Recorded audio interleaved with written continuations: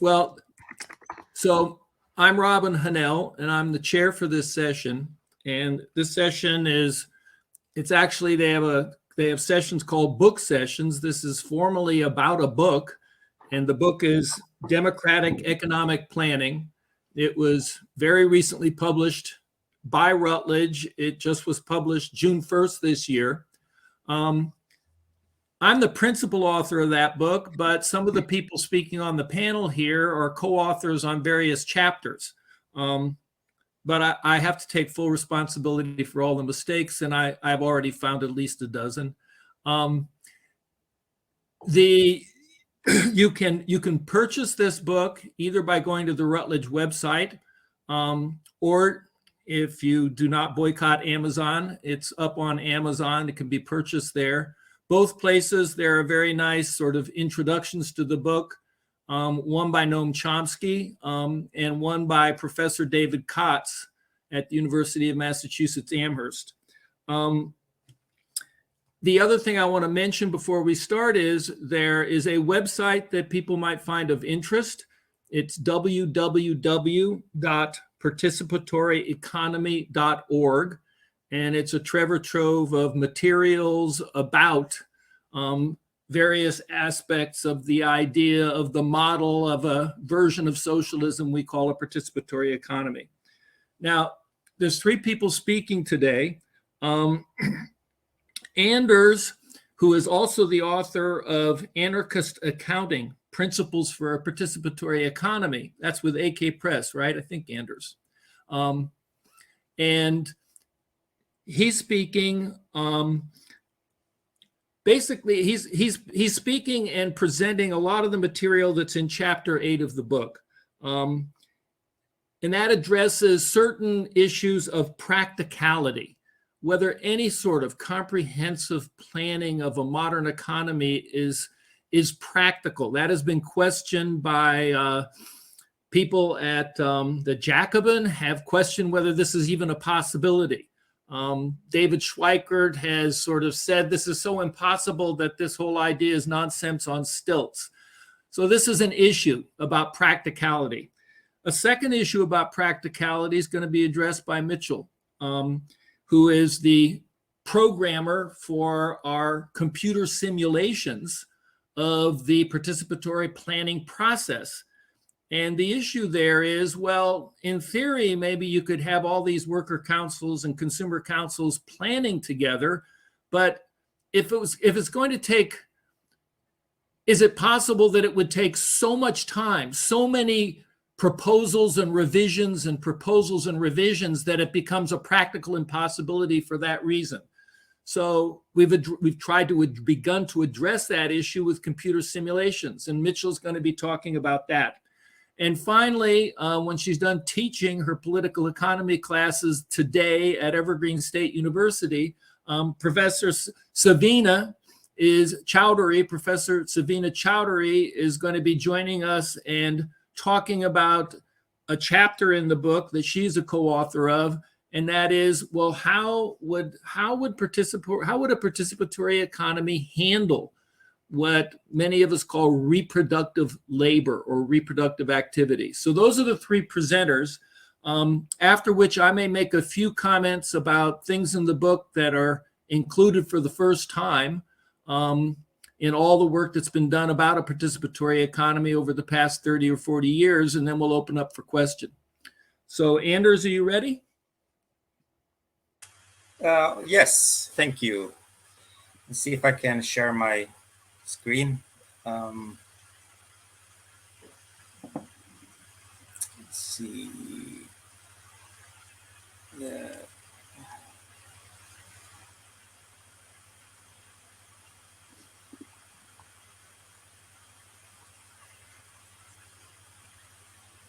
Let's see. While Anders is looking for his screen to share, let me mention there are other sessions at this conference about a participatory economy. One is going on concurrently. It's an introduction to a participatory economy. And then there is also one on the last day, a session called Democratic Economic Planning and the Environment. if people are interested, there's those other sessions are also part of this conference. Okay, do you see this, my screen? Yes, it's visible. Yes. Okay, very good.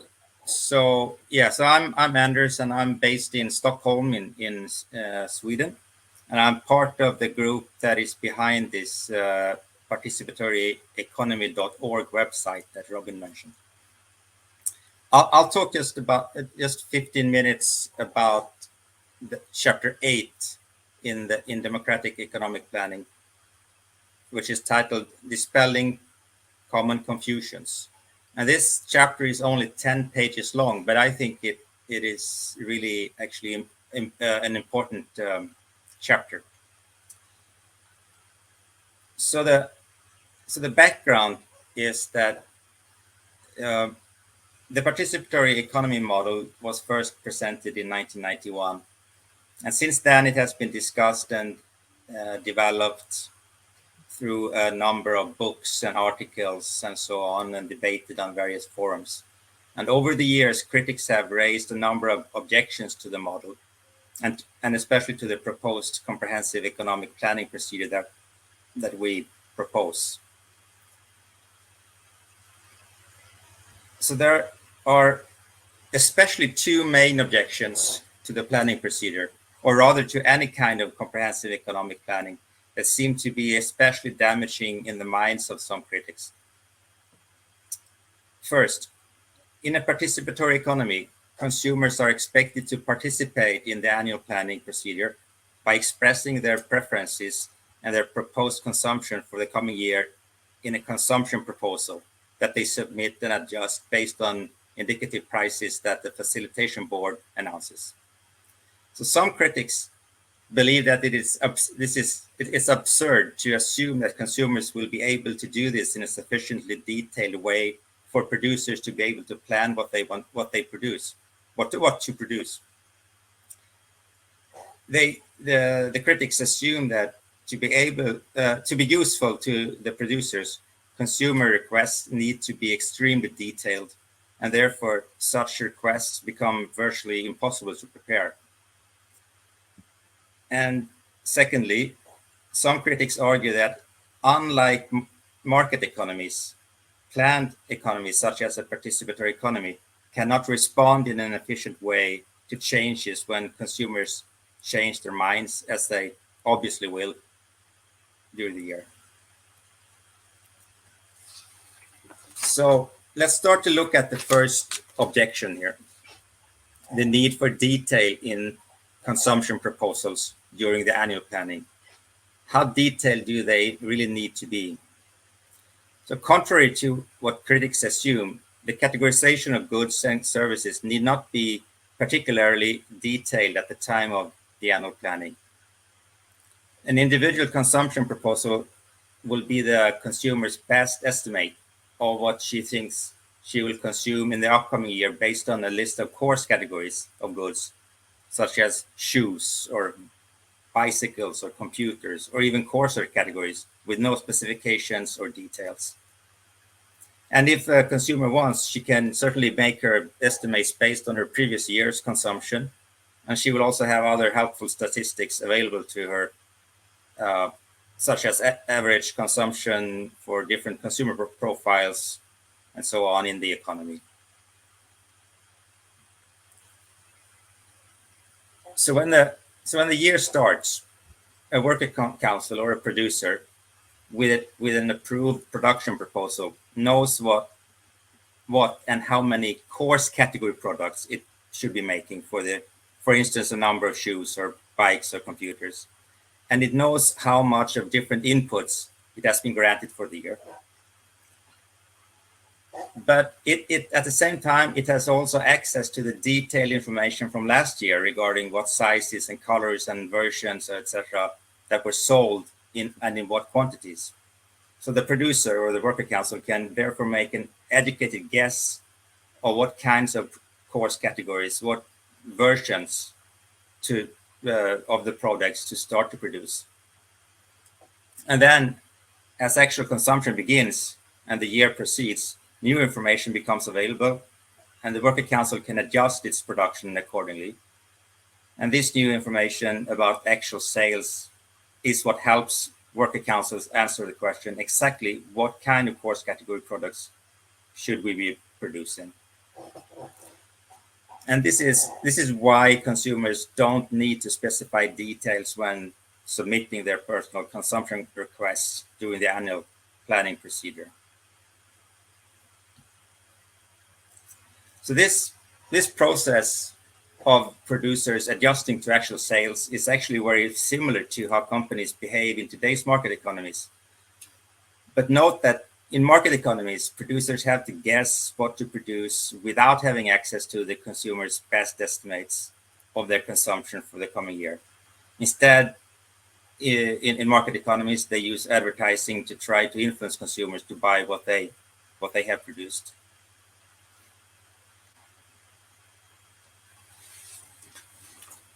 So then the question becomes, do worker councils really have any motivation to find out and adjust to what people actually want? They do, because while production plans for the coming year in a participatory economy are approved as socially responsible based on projected social benefit to cost ratios, it is the actual social benefit to cost ratio that serves as a cap on the average income that worker councils can award their members. A worker council that fails to adjust to consumers' preferences will most likely achieve a lower actual benefit to cost ratio, which means that their members will get lower income in the next year to come.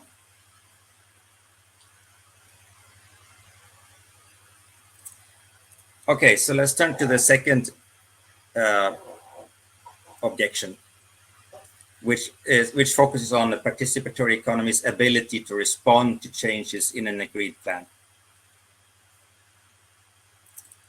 So actual consumption patterns during the year reveal needed details about consumer desires and preferences, but they also signal when consumers have changed their minds. And at the individual level, people reveal by their purchases what they want more of during the year and what they want less of compared to what they indicated during planning.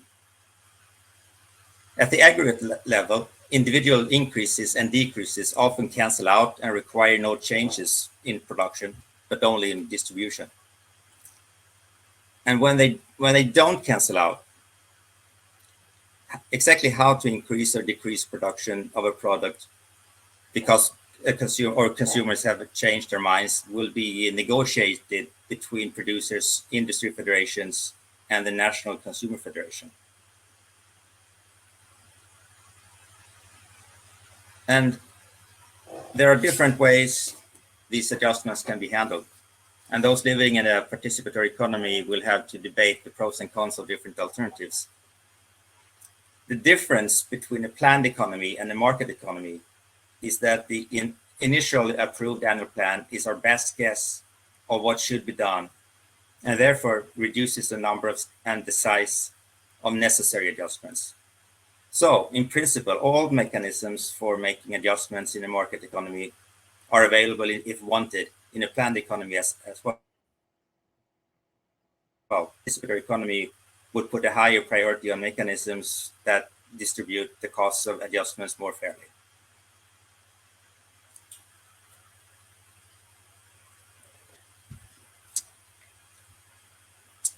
So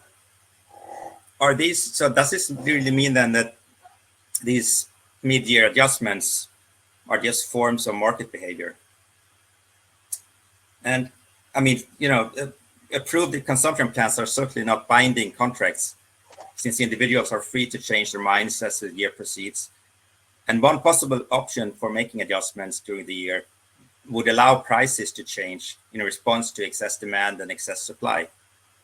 So some people actually say that this is really a market mechanism. But the answer is no, because in market economies, there is no agreed plan at the beginning of the year. There is no plan where people have had an opportunity to affect production and consumption decisions, at least roughly in proportion to the degree that they are affected.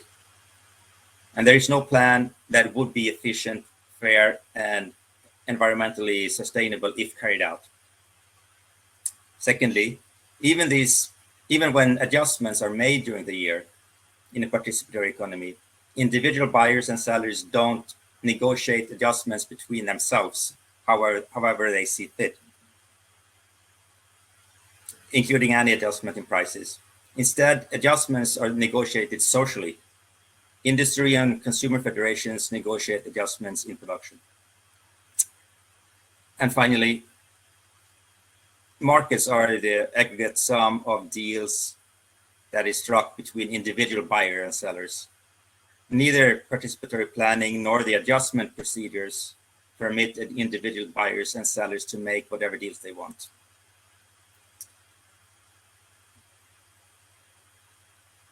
So, to sum up, the objections from critics that we have identified, or the book it identifies, are really based on a confusion or a misunderstanding about what a comprehensive economic plan is, and it's not a detailed plan of the kind that critics have assumed.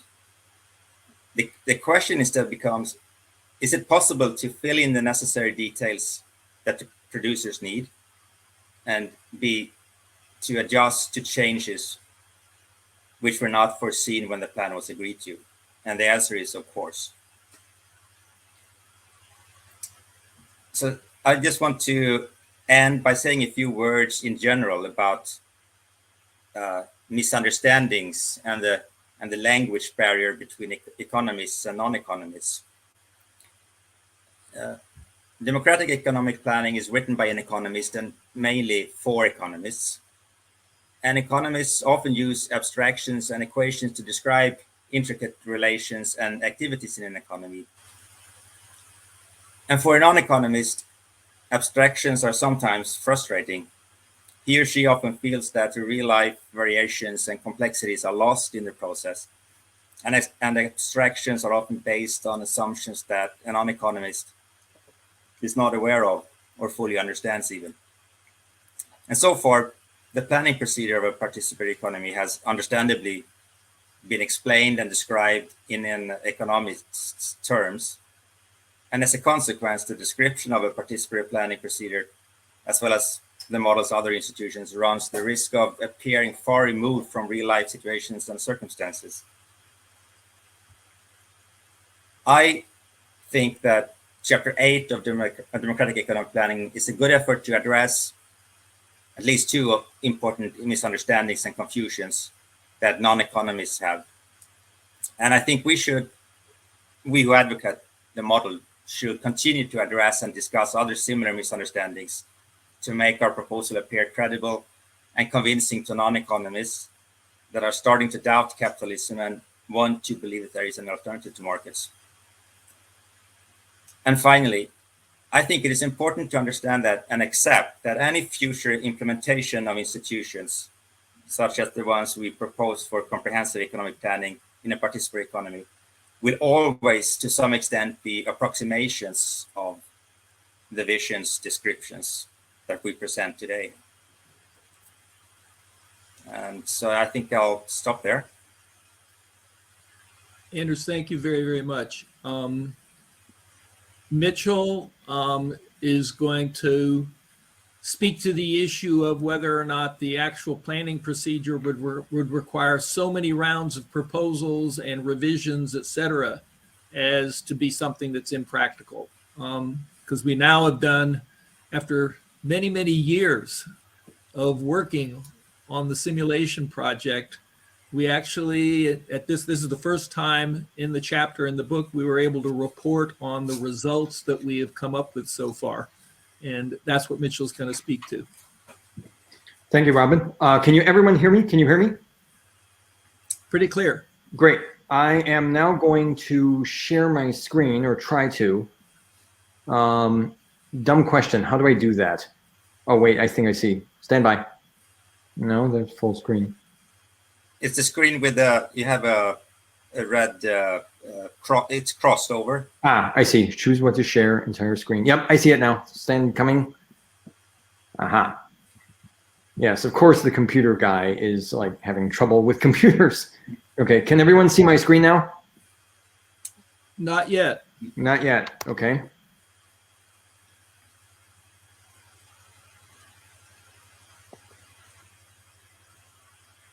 There's a computer screen with a red line through it. Is that Yes. that's what he's supposed to click on? Right. I'm clicking on that now. Savina, good to see you. And I introduced the subject as chair, and Anders has finished his presentation, and Mitchell's going, and then you're up third. Try again. I'm trying to share my screen and I'm unable to do so, I'm afraid. Do you press the button with the red line across? Yep, yep, I've done that. Yeah. Then I'm prompted to choose what to share.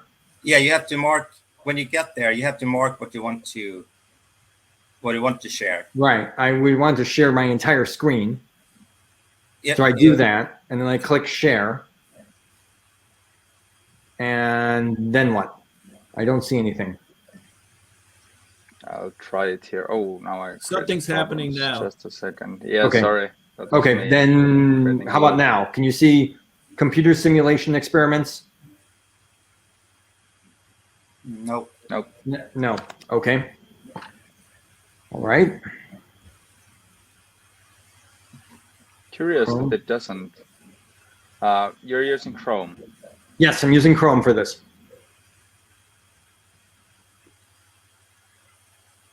And I click my entire That's screen true. to share, and then Or you nothing can send happens them to thereafter. either me or Alejandra. You can send the slides to me or Alejandra. Okay, She said Uh, on the chat. sure. If you in send the it to chat. her, for example, then Yep.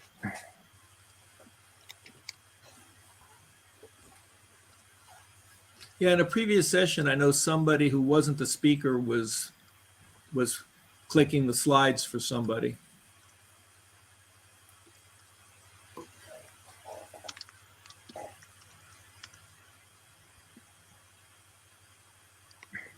So I'm in the chat. Hello. But how do I attach something in the chat?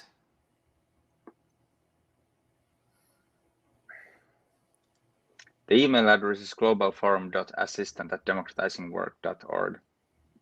You can send the slides there, and then Yeah. Alejandra will show them. I'll try one more time. I'm shutting off my screen. Yes. Any luck now?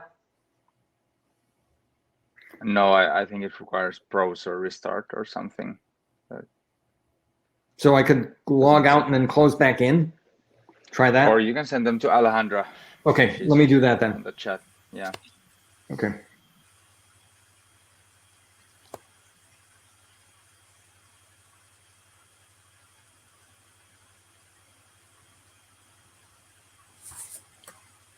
Well, you know what? There was something I was going to say as chair at the end, and let me go ahead and say that now. That there's a number of things that the book addresses that over the past 40 years had not really been addressed. These are whole subject areas that had not really been addressed by people who were working on and promoting the idea of a participatory economy. And you've heard some of those now. The three speakers are covering areas. Anders in particular, Anders was covering areas where people had raised objections about the impracticality for certain reasons. Mitchell's going to talk about the impracticality of just how many rounds of planning, how many rounds of proposal would this take? Is it something that could reasonably be done by workers and consumer councils in, let's say, a month's time to prepare the annual plan for the next year? And Savita's going to talk about reproductive labor, various proposals we've thrown out there for people to consider about reproductive labor. Here are things that you won't hear, that are in the book, but you won't hear presented by presenters. One is we really never had before addressed the issue of investment planning. And there are a lot of complications with investment planning that are different from annual planning. And for the first time, the book has a whole section 4 of the book presents our proposals for how to go about doing investment planning so it's both participatory and efficient. And then section 5 of the book, there's 3 chapters on long-term planning. Used to be called manpower planning or education planning. This is planning that goes on for decades and decades, or that's the time frame. And there's also environmental planning. And there's also infrastructure planning. And all of those have both similarities and differences. And so the book for the first time is making very concrete proposals about how to go about those long-term development planning processes in ways that are both participatory, allow those who are affected to participate in proportion to the degree they're affected, and we point out how it is that inevitable mistakes that will be made in long-term and investment plans can be identified and corrected to mitigate damages as time goes on. Mitchell, are you ready? No, I'm afraid. Okay. I'm trying. One last thing, and then Savina, we might have you go ahead and go seconds, and that gives Mitchell more time to figure out how he can do that. The last thing that had not been addressed before, there was a time when socialists thought that when the socialist revolution came in one country, it would be so clearly apparent to workers everywhere that everybody would soon overthrow their masters and we would have world revolution. There were various debates between Trotskyists and non-Trotskyists and socialism in one country, et cetera. Well, this is 2021. And I think it's increasingly apparent that some sort of desirable socialist economy will probably appear in one country at a time. And the country might be small or it might be large. It might be a lesser developed economy or a more developed economy. And it will have to figure out how to deal with capitalist economies. So how would a country that develops a desirable economic system, how would they interact with less developed and more developed and capitalist and non-capitalist other economies? What kind of trade, how would they approach issues of trade and international investment? We really had never addressed that before either. And that finally also, is addressed finally in this book. We've tried to identify the sort of special problems that such a country would face, the dilemmas they'd face, and propose some ideas for solutions. Sabina, do you want to go ahead and talk about reproductive labor? And then Mitchell will come back to you. Sounds good. Sure. Glad to do that. And just trying to also share screen. Let's see. Sabina, if you successfully share your screen, you have put Mitchell to shame. So can you see my PowerPoint slide now? Definitely can. Okay, yay. It's, Mitchell, I empathize because it's my first time using this program too. And thank you, Auntie, for your help. Okay, so I've got 50 minutes to lay out some of the arguments that we're making about feminist theory and reproductive labor, and how feminist theory might inform how we're thinking about setting up this participatory economy. So first of all, I just want to lay out the basics of reproductive labor, the way it's theorized in the feminist literature, and then I want to think about how we might apply this as Robin, Peter Bomer, and I have done in the chapter on reproductive labor and the participatory economy.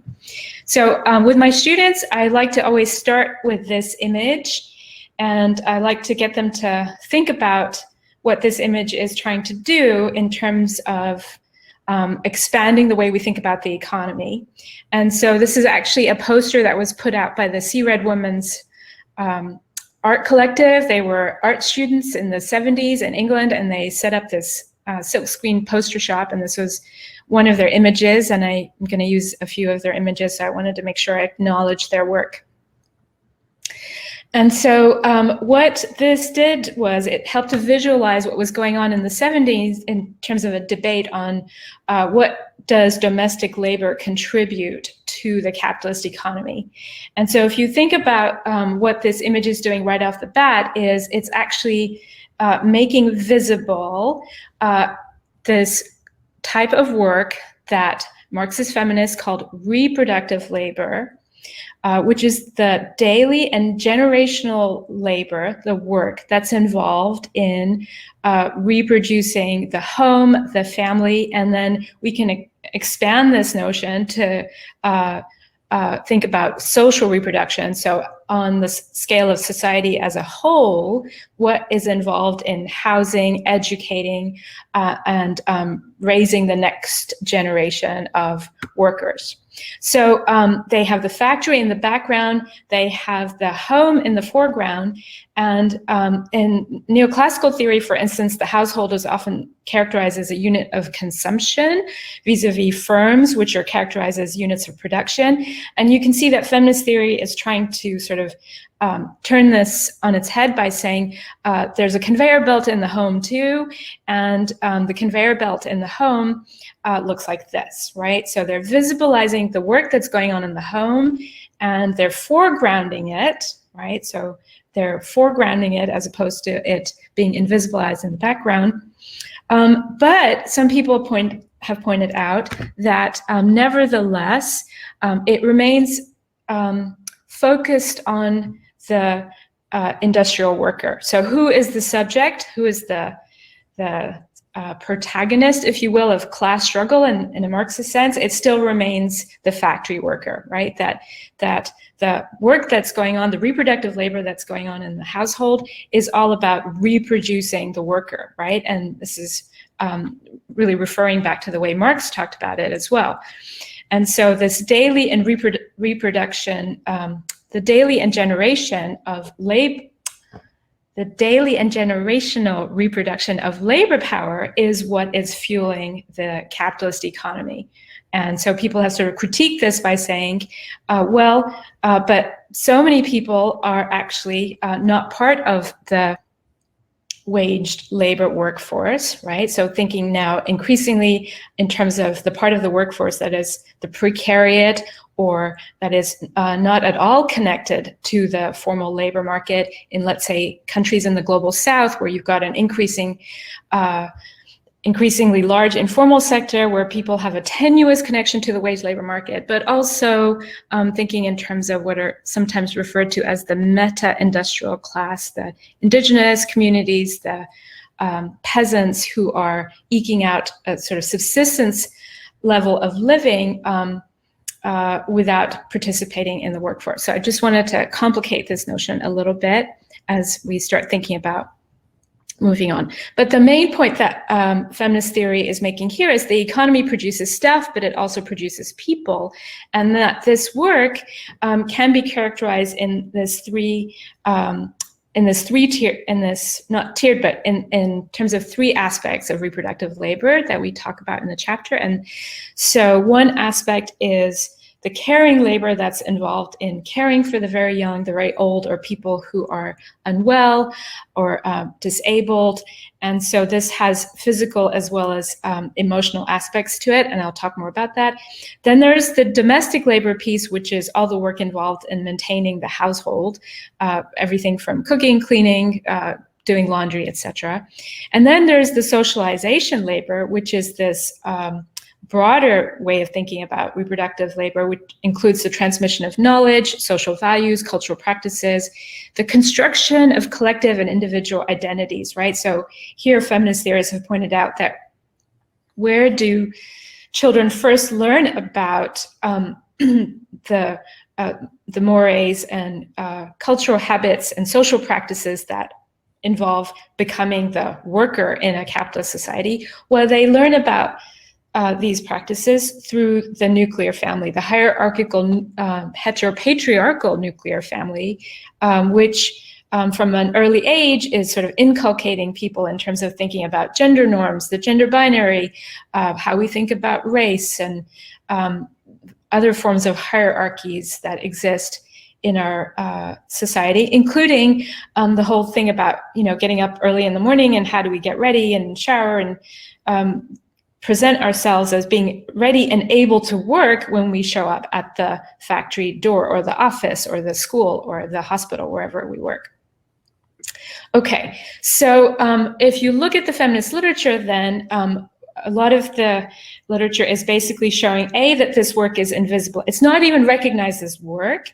B, a lot of it is done on an unpaid basis, although in the 20th century, we see how as more and more women enter the workforce, much of this unpaid work in the home is commodified, especially in terms of domestic labor, or automated, right, through washing machines and so on. But even as it is increasingly commodified, so now we can buy our meals and pay for childcare and elder care, the pay associated with reproductive labor is lower pay. And so in the labor market literature, the term that is used is occupational segregation or industrial segregation by gender, where women tend to be overrepresented in the occupational categories that tend to be feminized, such as teaching, nursing, again, all those things that we would associate with social reproduction. And so what this means in terms of lifetime earnings is that women, and the gender pay gap is one measure of this, but then if you look at it over the course of a worker's lifetime, lower lifetime earnings, that means lower pension plans, and so on, right?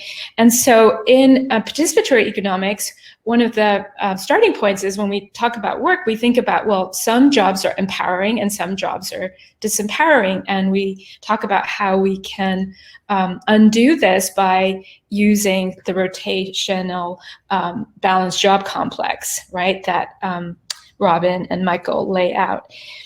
So I'm going to come back to that because that seems like a really key insight then to think about how do we go about undoing this gender disparity in who does what kinds of work in a participatory economy. Other things to think about is time poverty, because people like Arlie Hochschild, who pointed out that there's this thing called the second shift. So if you are working 9 to 5 and then you come home, then you've got to do the second shift, the 5 to 9 or the 5 to 11, where you're making meals and taking care of children or other people in your household. And so then you have less time to participate in the democratic processes of society. And of course, this is really key to a participatory economy where so much of the decision-making processes are happening in the workers' councils and the neighborhood consumption councils, right? So one might think of that as a third shift, right? So you have to think about where do people who are doing all this work, the paid work in the office or hospital or school or farm, and then they're also doing the unpaid work at home, who then has time to go to the meetings. The other piece that, and I see that I don't have time to go into, but so I'll just say that much of this work, even though more and more women have entered the paid workforce, remains feminized, and increasingly it's become racialized as, let's say, people in the professional managerial class, women who are doing those kinds of jobs can then offload their reproductive labor onto immigrant women and women of color. And there's a long history of women of color doing reproductive labor in the United States. One more thing here, and that's to think about how this kind of work is actually lower carbon emissions, but I think I will save that for the Q&A if we get to it. Okay, so I'm gonna just quickly jump ahead, and keeping time here. So it seems to me, thinking about the themes of this conference, about how do we democratize work, decommodify, and decarbonize, that we also need to add to this, how do we de-gender this crucial part of our economy? So I think if we're not intentional about undoing these gender inequities, patriarchy has a way of reconstituting itself, right? We see this historically. It existed before capitalism, and if we don't think about undoing these things, there's a really good chance it might show up, as it does, in our movements and in our post-capitalist practices. So things that we have to think about then, I'm going to skip this slide, is when we think about the key institution of a participatory economy, the self-democratic governance that Anders talked about, remuneration, balanced job complexes, social ownership, and participatory planning, how does our insights from feminist theory inform some of these institutions? And I will probably just talk about one or two of them at this point. So when Robin and I and Peter thought about how will reproductive activity take place, one thing we all agree on is that, okay, there's a great deal of socialization labor that we can provide through the public education system, right? So that seems like something that would be pretty palatable to even a very sort of mainstream audience. And similarly with something like socialized healthcare. So this is the decommodify piece, the always free of charge. And the idea is there's no user fees here. So then we come to domestic and caring labor, and that parts of socialization labor that are provided within the household and the neighborhood. And this is where the neighborhood worker councils can play a role in bringing together there's my timer, sorry.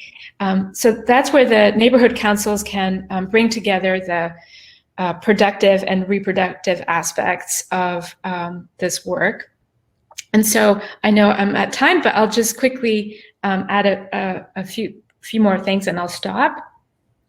So starting from this position that some jobs are empowering and some disempowering, desirable, undesirable, etc., then we're thinking about using balanced job complexes as a way to allow people to lead a more fulfilling, creative, meaningful work life.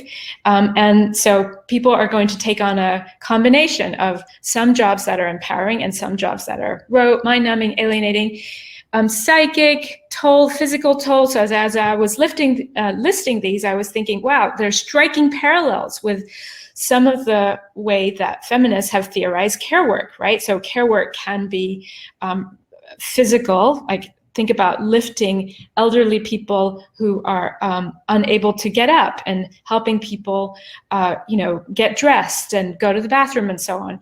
And then it can be exhausting. And I've sort of been watching people in my family care for some of my elders in my family and how the emotional toll that has.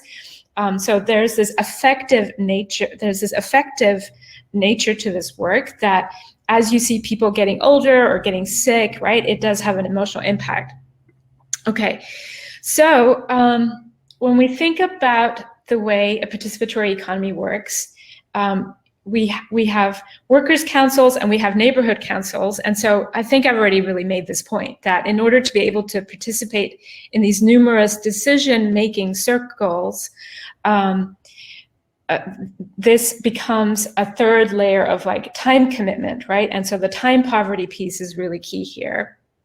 And so the extent to which women will be able to participate in these councils will depend on the extent to which others in the economy share in reproductive labor. And so I think one way to think about democratizing work is to actually think about de-gendering reproductive labor. And I'm just making this point in many different ways. I think I'm just gonna maybe say two more things and I'll stop. So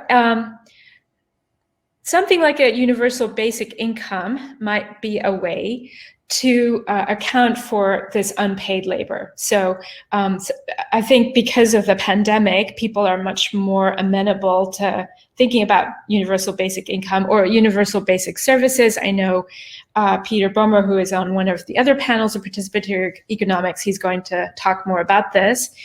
But when we think about income from workers' councils affecting our so effort ratings, how hard are we working? How much sacrifice are we making? So every workers' council rates its members based on how much effort and sacrifice they think we're making, right? And so for women, if you're balancing this work on a workers' council with the unpaid work in a home, and if this work at home isn't recognized, right, then you can maybe see how effort ratings might be lower, and so on. So one way we address this by saying, well, there'll be living allowances for if you have children, if you have elders in your family, or if you have people with disabilities in your family. And so this will get added to the other sources of compensation from harms caused by pollution, as well as things like special needs. Okay, and then lastly, I'll just end here. So the key to achieving gender justice, and this is a quote actually from Nancy Fraser, who's thought a lot about this, and she says that the key to achieving gender justice is to make caregiving life patterns the norm for everyone. So how do we incentivize people of all genders to participate evenly in care work? And how can we facilitate gender equity so that all genders evenly share in the typical gender task of, well, we need to think about degendering caregiving, and how can we do that? Well, one way I think is to say, in addition to balancing for disempowering and empowering jobs, we also need to balance jobs for care, right? And Cynthia Peters has actually written and said this a long time ago now. So I'm going to stop right there because I think I'm past time. Thank you very much. Mitchell, is that a share screen for you? That is not a share screen for me. I don't think. Maybe it is. Maybe it is my turn. Can everyone see my screen? That's from Savina. I think she has that's to stop Savina. her Okay. screen share. Auntie, Auntie, how do I stop? Auntie, Yeah, Savina. Again, push the button with the red line. Or actually, now it doesn't have, but yes, like this. Yes, now it has a red line. Yes. Okay. I am told that apparently there's some issue regarding my account on Hopin that I am not allowed to share my screen. So I'm afraid I cannot. As a workaround, Okay. Auntie, I've emailed you the Yes. PowerPoint presentation for this, as well as 2 screenshots of the app that I would run, and I actually have running now. But thank you. So yeah, if Auntie can make that full screen. And then I'll just talk through, and then Auntie, I'll just let you know when to advance to the next slide. Yes. Yes. Let's do that. So just a second. I'll because my screen is now in sharing mode. This will be. Wait a second. I'll turn off my screen like that. Is it visible now? No, it is not. Well, kind of. I think this is fine. Well, now it is. Yes, now we see it. Okay, you can see it now. Yeah. Okay, so I'm not able to see the chat currently, but now Mitchell, tell me when to change slides. Yeah, I will let you know. I'll say the words next slide and we'll just advance. So computerized simulation experiments of participatory annual planning. Next slide, please.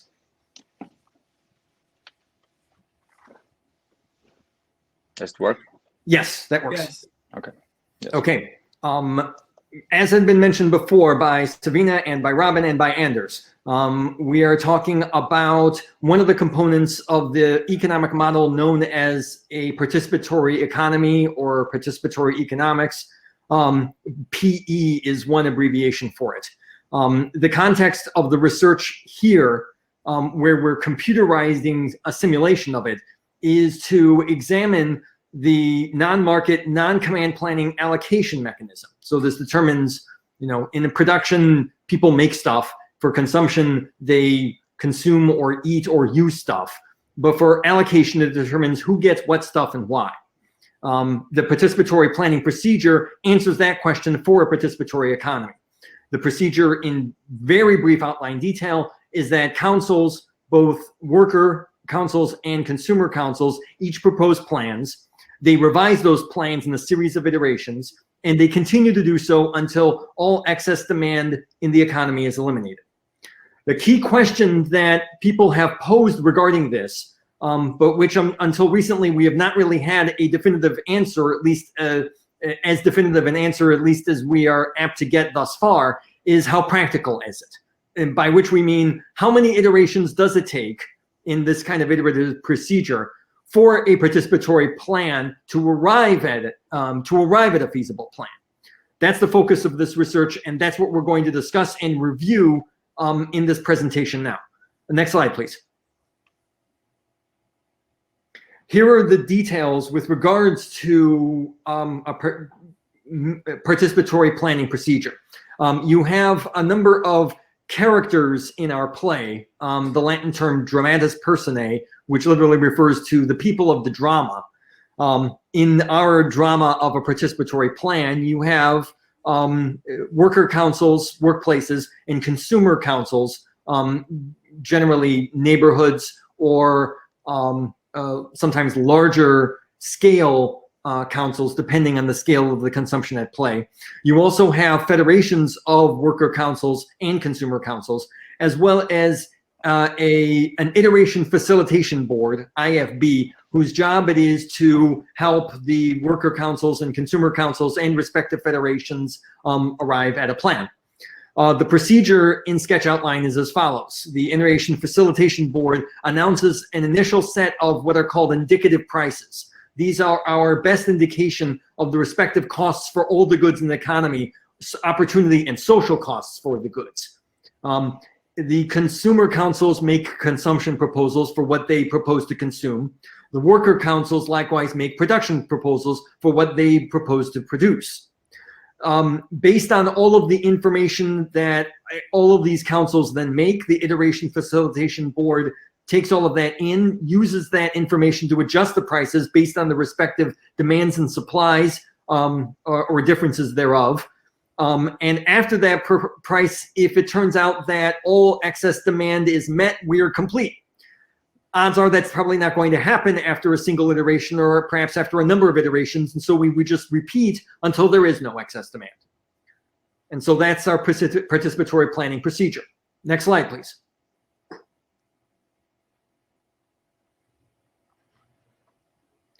The tool for trying to assess this is a computer program that was derived, well, a number of computer programs. One that was originally built in a computer programming language called NetLogo, which is good for simulation research, particularly involving what are referred to as agents, entities in some kind of computerizable universe that do things and that can interact with other things that also do things. NetLogo is a programming language that does that. And an original development tool for building out a simulation of a participatory plan was referred to as PQuad, which is short for 4 Ps, Participatory Planning Procedure Prototype. And the 4 Ps, quad being from the Latin for 4, gave us the abbreviated name for this prototype PQuad. That program was then adapted into a set of related computer programming languages referred to with the names Clojure and ClojureScript. Clojure is a programming language that compiles, for folks who are familiar with the Java programming language, to the Java virtual machine. So it actually uses the same compiler that Java uses to compile code to run a program. ClojureScript is a variant of that actually does the same thing, but actually compiles to JavaScript for use on the web, because JavaScript is the default programming language for web browsers. It was adapted into these programming languages to allow for flexibility in research, but also for scalability. If we decided to scale it up to an economy with millions of agents, NetLogo would not be very compatible with that, but ClojureScript, and in particular Clojure, is very good at that. So that was the big reason why we made that adaptation. The original research for this project was originally written in ClojureScript to make sure that we got smaller models working and refined, and then adapted to Clojure when we had everything working and could then scale up to larger sets, larger economies, and see, and also larger experiments. Next slide, please. The algorithm of how this works, that is, we've gone through the participatory planning procedure, but now we translate this into computer code. This is the outline detail of how the computer code works. We start off by defining a set of variables, including an arbitrary price vector. This is the equivalent in the participatory planning procedure of the iteration facilitation board announcing a starting set of prices, indicative prices for the economy. Here we have an arbitrary price vector. We then generate and then load into a working memory the set of worker councils and consumer councils within the economy. We then apply respective functions to produce or consume. These are input-output devices that determine, based on what a given council is doing, what are they going to produce as far as their respective next steps are concerned. For those who may be familiar with formal theory of economics, we're using what are called Cobb-Douglas functions to achieve this goal. The functions themselves deliver back outputs.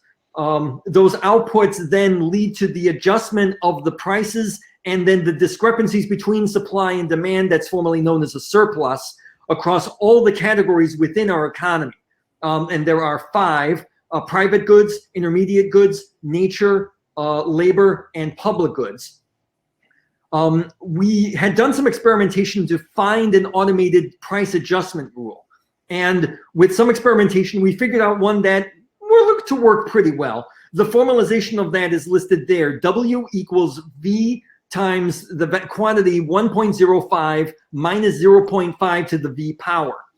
What this means, by what I'm talking about, W here refers to the percentage change in the price of a good in the next iteration of this iterative procedure. V, both as the exponent in 0.5 as well as the multiplying value to the left of the entire quantity. V refers to the percentage excess supply, the difference between a supply and demand for a good in the iteration that just completed. There's one exception that we made for this. When the percentage excess, the discrepancy between supply and demand, was greater than a value of 0.25, 25%, we made W to be equal to 25%. That seemed to work well to make sure that everything worked as far as this simulated economy is concerned. But we do realize that this could be improved and refined further. And so there's room for improvement and further research here. After we complete all of these price and surplus adjustments, we increase our iteration counter by 1 since we just completed an iteration. We check if all of the surpluses, the discrepancies between supply and demand, lie within a given specified threshold, represented as a percentage. If we're at that percentage for all the surpluses within all categories, we're done and we stop the procedure. If we are not, we are going back to step 3, the application of those Cobb-Douglas production and consumption functions, and we repeat the process.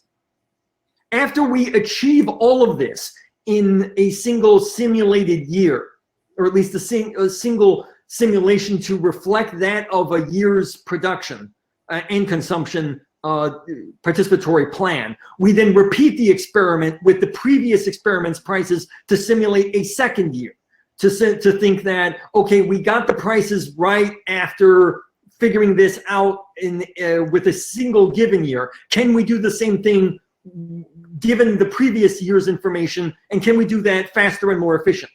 So we repeat the experiment, keeping last year's prices. Next slide, please.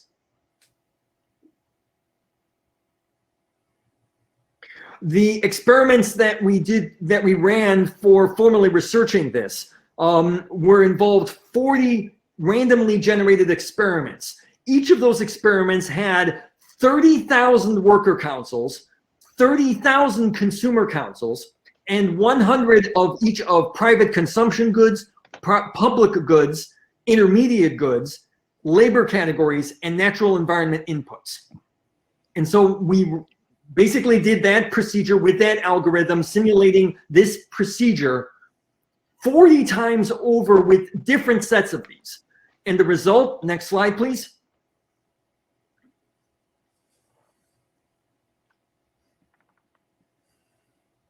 Again, I mentioned that the simulated results refer to not necessarily achieving a perfect perfect results of achieving elimination of all eliminated demand, but arriving at percentage thresholds. To arrive at a 5% threshold from an arbitrary price factor took about 12 iterations. The formal result, 11.85 when you actually average them out. To arrive at an even smaller threshold of 3% from an arbitrary price factor took an average of a little more than 19 iterations.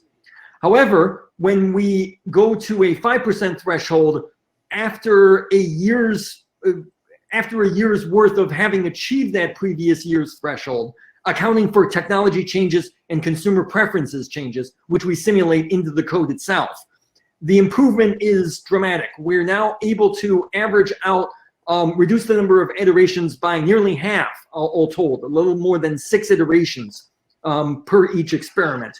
The gross domestic product percentage increase from year 1 to year 2 across all of these experiments is quite dramatic, more than 2.446%. For folks who are familiar with economics and with GDP percentages, this is a dramatically big percentage, very impressive. Increasing returns to scale, that is by throwing the equivalent of a monkey wrench into things with the intent to try to break the application, nonetheless doesn't actually change the efficiency of the economy. The number of iterations is still in the vicinity of about 6.25 by an average. The percentage gross domestic product, GDP percentage, is still of an increase. Not as dramatic as before, but still quite good, of 1.859%. For the full details of all of this, as far as the results that are summarized here, I'll refer you to the book of which this panel is discussing, Democratic Economic Planning, out now from Routledge. Chapter 9 includes the outline of the details as well as the full results. Next slide, please. This would be the part where I would show the demonstration, where we would actually run a second simulated year of the Pequot CLJS for closure script, involving 3,000 worker councils and 3,000 consumer councils and 10 categories of each good. We reduced the set so as to speed up the presentation because we don't have the time to be able to show tens of thousands. So we actually reduced that set for the purposes of presentation here and starting at year 2. But at this point, Antti, could you show the screenshots that I sent you? Can you bring that up, please? Which one do you want? Do you want with the 7 or 12? There's one that looks all green. Can you bring that up first? Yes, just a second. Sure. Have this set up here, so it's this one, probably. Yes. Can you make that full screen, please? Yes. Okay. Now, this is what we are seeing here is the result after year 1 of a simulated economy involving, and you can see at the upper left hand of the screen, WCs, worker councils, 3,000, CCs, consumer councils, 3,000. And these are the results of each of the respective categories I had mentioned: private goods, intermediate inputs, nature, labor, and public goods, showing the respective price factors as well as deltas, refer to price changes from iteration to iteration, lists of the results of those price deltas, that's what PD list is, the respective supply and demand for each of the categories of goods. The difference between the two is surplus, and is the percentage surplus within a given threshold of met. These are all green, which we have to define being that each of the entities are within a 5% threshold across all the respective goods. And this is achieved in, you can see at the upper left, iteration 12. So it takes 12 iterations for this particular experiment in this particular instance. Antti, can you bring up the other slide, please?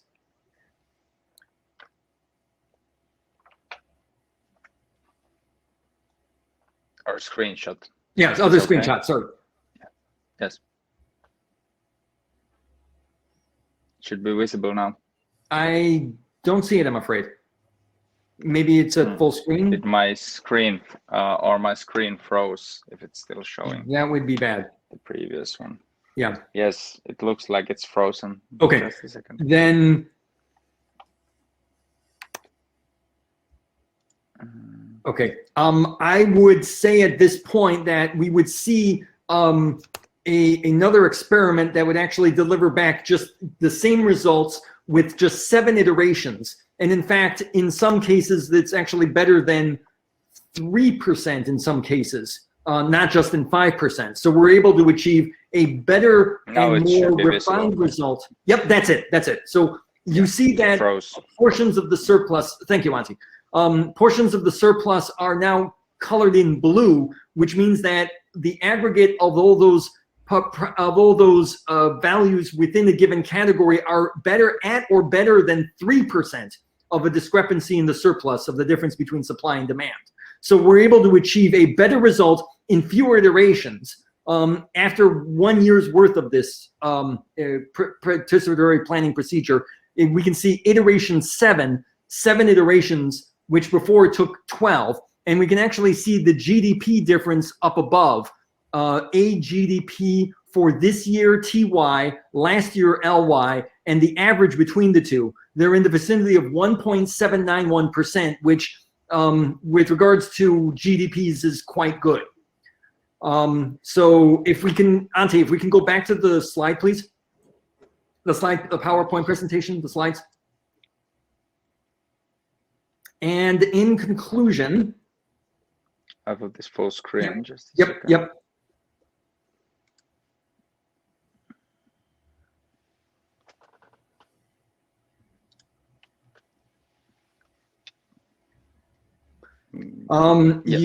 Yes. Yep. So on the next slide, yes, there we go. For folks who are interested, we have the source code available online through the website GitHub.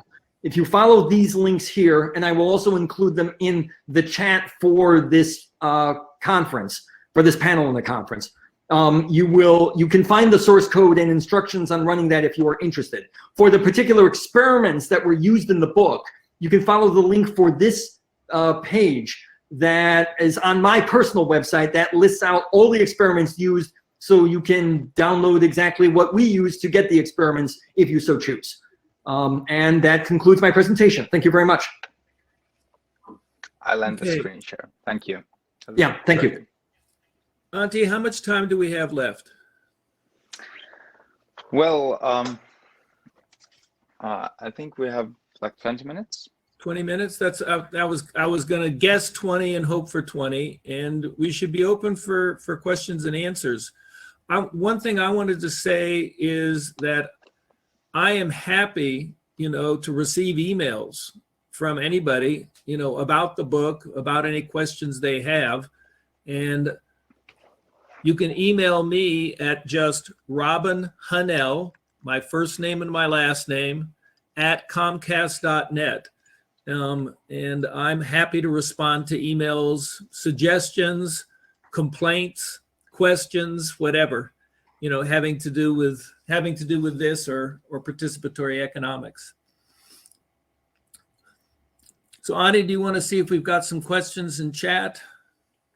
Yes, and also I can mention that also the website participatory-economy.org has excellent overview of these ideas, and also a forum where, for example, Anders Mitchell and Robin at least have been participating in discussions. So I think everyone here will be happy to respond to questions after this event. But people can send questions through the question and answer portion of the website or through chat. And request to speak if there are questions for the event. Thank you, Savina, for posting the website link. Also, Robin, do you have any concluding remarks after these presentations? Yeah, let me say something briefly about economists and non-economists. Well, I'm an economist. I got a PhD in economics, and I have been a professor of economics for over 40 years. Now I'm mostly retired. And there are some things. So in terms of the book, Democratic Economic Planning, there are parts of that book that are addressed, that are appropriate for professional economists.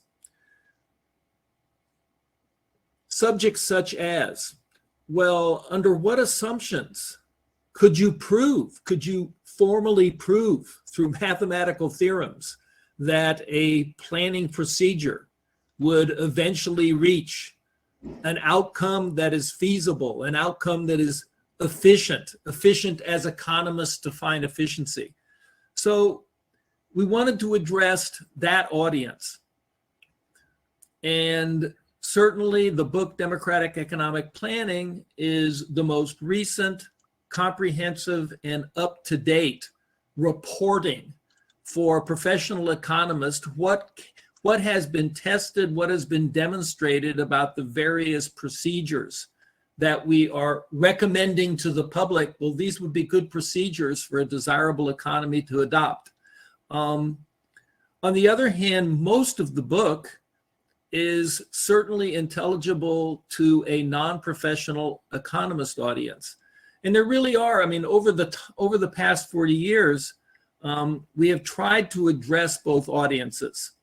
One audience is political activists, people who to some extent or another have become disenamored with capitalism and are interested in, well, what have socialists had to say in the past, and what do socialists now have to say that's any different from what they've said in the past about how we could improve on capitalism? So one audience is activists, people interested to various extents in alternatives to capitalism, but who are not professional economists. And then another audience is the professional economists. And we have tried to address both audiences. In this particular book, the primary audience, the thing that we wanted to be sure we took care of, was addressing the concerns that any professional economist would ask about the kinds of things that we've proposed. But that doesn't mean, but I would also then point out that that's one reason that this book might be a good reference book for activists, but it's also a reason that the website, which is now up and operating with the forum, and has all sorts of materials, almost all of which are materials that are appropriate for the activist audience rather than for people that have professional economics training. That's another reason that website is very important for I suspect most of the people attending this conference. Robin, there are a few questions here, and everyone else. One is, I think, that touches a bit on what Savina talked about on reproductive labor and distribution of homework and care work. The question reads, democratic economic planning looked more technocratic, focused more on production and consumption, and ignored distribution. And another question, the remuneration apparently looks inequitable if it is based on effort and skill. So two questions, one on remuneration and the other on that economic planning looked technocratic because it focused more on production and consumption and ignored distribution.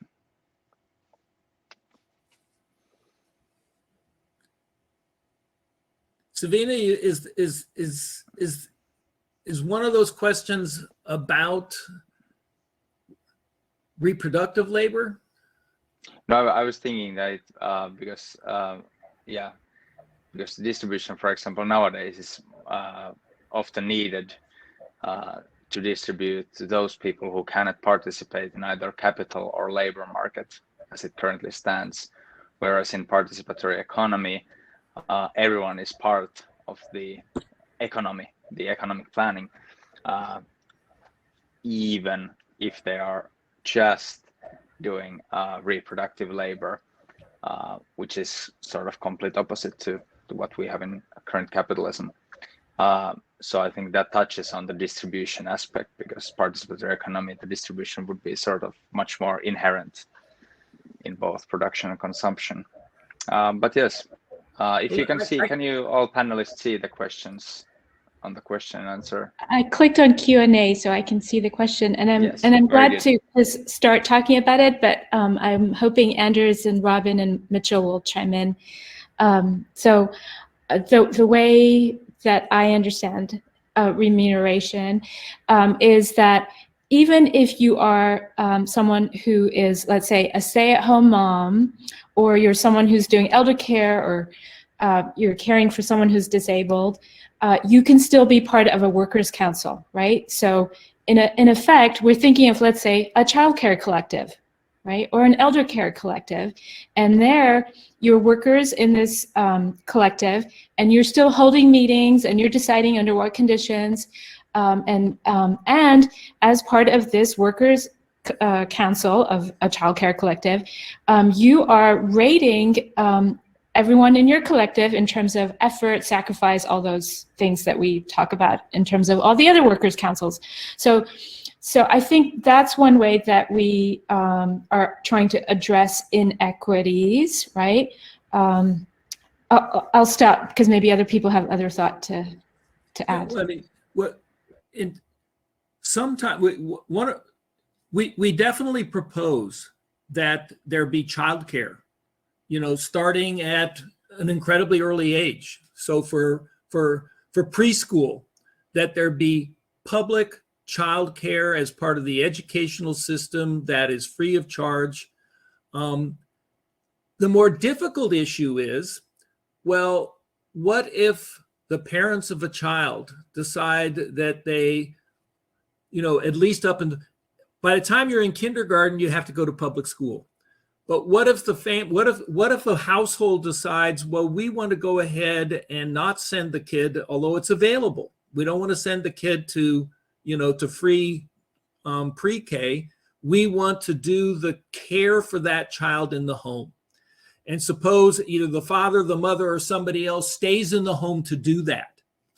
Well, what we've proposed is that they should be compensated.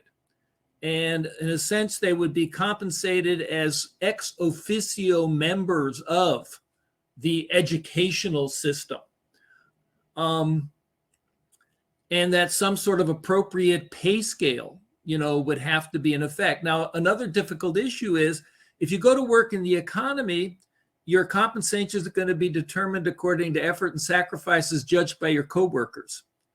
Well, but what if you're a stay-at-home parent who's taking care of 2 or 3 young children in the household, where there's no coworkers to sort of rate your effort, et cetera? So we've talked about that as a dilemma, as a problem that we have to think through. And our tentative answer was, well, there just has to be a standard set, because we don't have any other way to go about it. I mean, the other thing I would say on there is a historic, huge debate amongst anti-capitalists about what is the right way to compensate people who do work in the economy. And different economic systems compensate people according to very different criteria. And one of the things that's been most hotly debated about our proposal over the past 40 years is that we think what's fair is if people exert more effort, if people do things at work where they're making a greater sacrifice than others, then we think it is fair that they would be compensated more. But not simply compensated more because they have more education or they somehow have greater skill. That's not what's fair. And then, of course, the other ticklish issue is not just what is your rule for compensation in the economy, but how do you go about actually administering it? And there we have made a very specific proposal as well. We've said there is just no better alternative than to have your fellow co-workers decide if there are any differences in efforts and sacrifice that are significant enough to take into account in rewarding people or compensating people. That it's basically up to you and it's up to your co-workers and you. And yes. We've also proposed that different workers' councils probably want to go about doing this in very different ways. And that one of the things that we are suggesting anybody would take into account when they're deciding, well, where do I want to apply to work? Do I want to work in this workers' council or a different one? Well, one of the things you'd want to check out is, well, what is the system that those workers are using to decide on any differences in compensation amongst them? And you want to go work someplace where you are comfortable with the system that's being used. But these are things that have been hotly debated amongst socialists for, for well over 100 years. And they certainly have been, very much a hot discussion topic amongst people about our proposals for a participatory economy in this regard. There's another question on how do we plan for reduced work hours or work from home? How would the Cobb-Douglas model specify for such labor inputs? Maybe Mitchell or... Yeah, that's an interesting question. The model itself, what I'm doing is actually turning that theoretical model into computer code to run a simulation for an imagined society, but it's really just a set of data structures and living in a computerized memory. To adjust the model for things like reducing work hours, working from home, or other work circumstances, I think we would need to change the functionality of that particular production function or even consumption function. Robin, do you have any thoughts? Yeah, the choice. This is the Cobb-Douglas issue is, that's a subject amongst economists.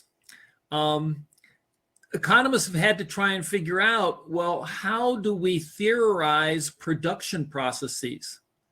How do we theorize the relationship between inputs and output in a factory?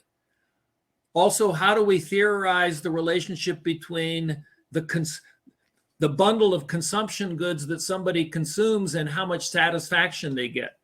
And what economists have generally done is they have chosen certain functions that sort of have properties that resemble the kinds of properties we think, the relationships between inputs and outputs, the relationships between different consumption and satisfaction.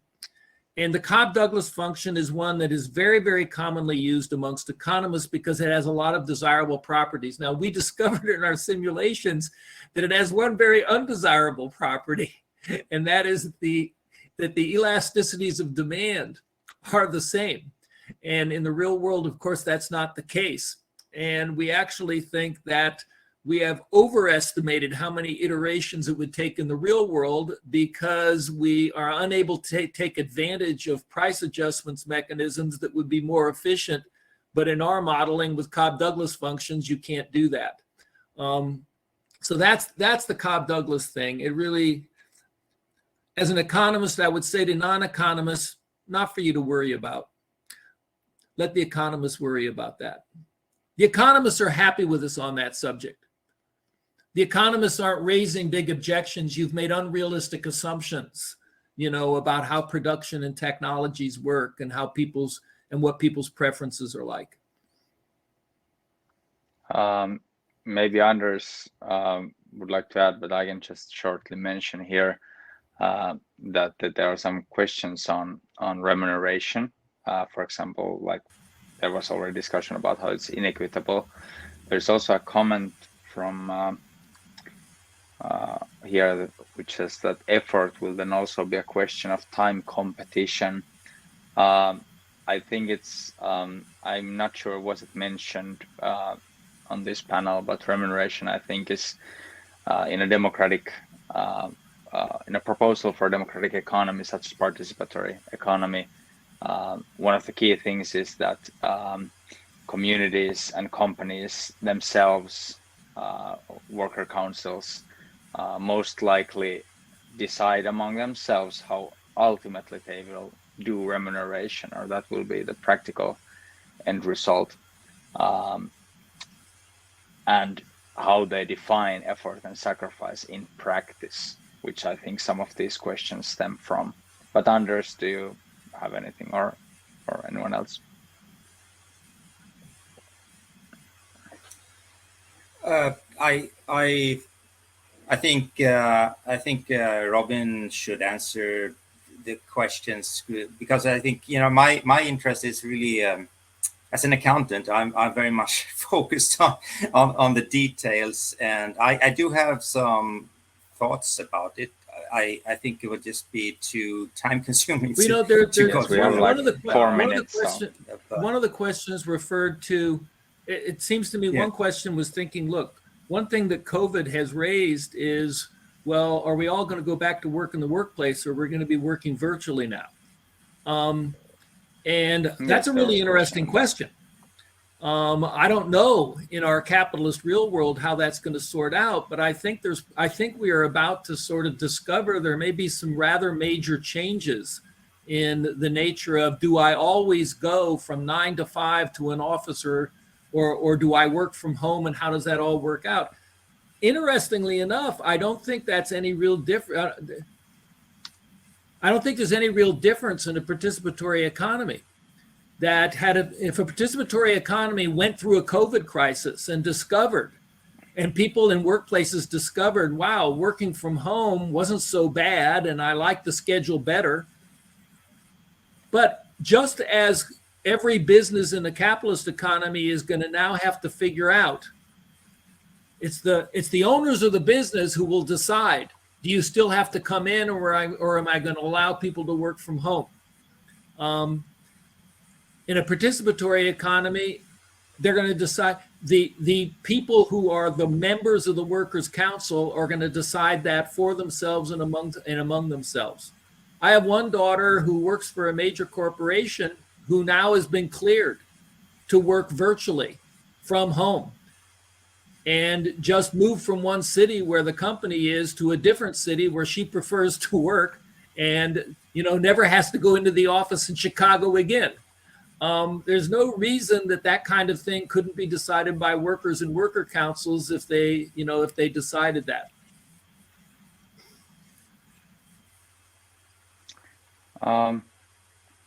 Does anyone have any sort of final comments? We are just about to close off the meeting. I think it was very interesting, at least for me, and I hope for the audience as well.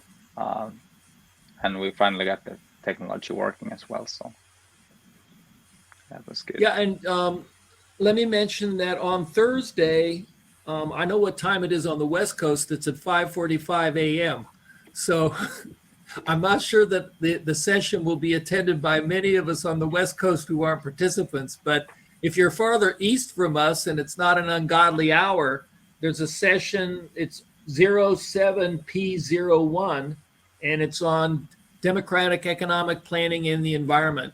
And that's a panel that's going to explore in much greater detail what does this model of a participatory economy have to offer that either capitalism doesn't have to offer, or that other proposals about socialist economies don't have to offer, about how we prevent ourselves from mistreating the environment, you know, as we have up until now. And so I do know that's one other panel where there'll be more presentations about, in particular, participatory economics and how it handles the environmental issues. Well, thank everybody. From what I can see, I attended one other session before this, and I just think this is an absolutely marvelous conference. And there will be technical glitches. We had a few, but we got through them. Thank everybody. Yes, thank you everyone, and hope everyone has a great conference here in the coming days. Okay. Okay. So thank you everyone. Okay. Yes. Bye. Bye.